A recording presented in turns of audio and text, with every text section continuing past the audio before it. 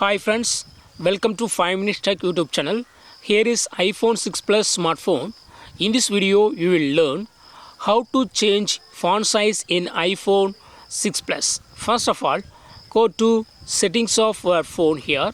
Then go to display and brightness and here select text size and now click on text size. Then if you want to increase font size, you have to move this pointer to the right side. Okay, it will increase. If you move again, it will increase again. Okay, this is very large size. Okay, see the changes. Font size has been changed.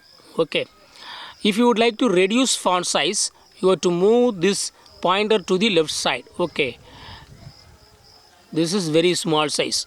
If you want to set to default to font size, you have to keep the pointer in middle point. Okay, this is normal font size. In this way you can easily change to any font size in your phone iPhone 6 Plus. That's all friends. Thanks for watching. Bye.